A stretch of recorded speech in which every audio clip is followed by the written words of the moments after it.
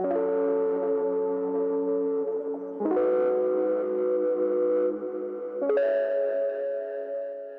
in the 5th house.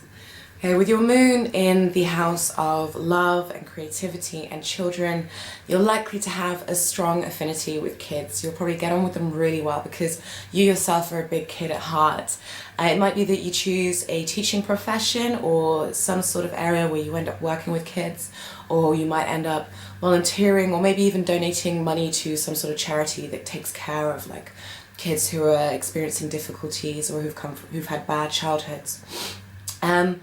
As well as this, you're likely to find that you feel you're most secure when you are receiving love and adoration from others.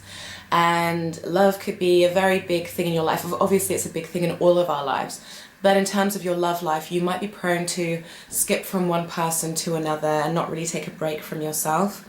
There is a chance that you might be a bit fickle sometimes in love, just because that need for adoration and that need for love could mean that your attention just goes to the next person who's given you the attention and the adoration that you want. So that's just something to be mindful of, because there's a chance that with that you could hurt a lot of people's feelings without even really meaning to.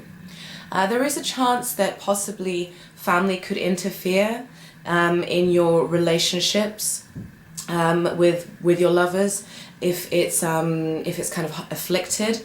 Also, if the moon is afflicted, there could be a proneness to kind of taking risks and speculating and gambling and maybe being a little bit too on the wild side, possibly enjoying having a good time a little bit too much, maybe even flirting or having a lot of lovers on the go, like I said, gambling, just playing it a bit wild. So that's something to be mindful of as well.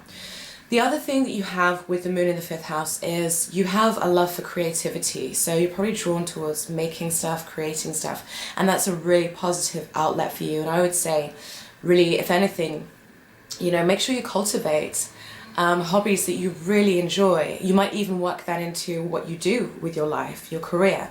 But I would say if you don't, just make sure you have hobbies that you really enjoy, that are creative, whether it's performing on stage, being part of a theatre group, or making things, or singing, whatever it might be.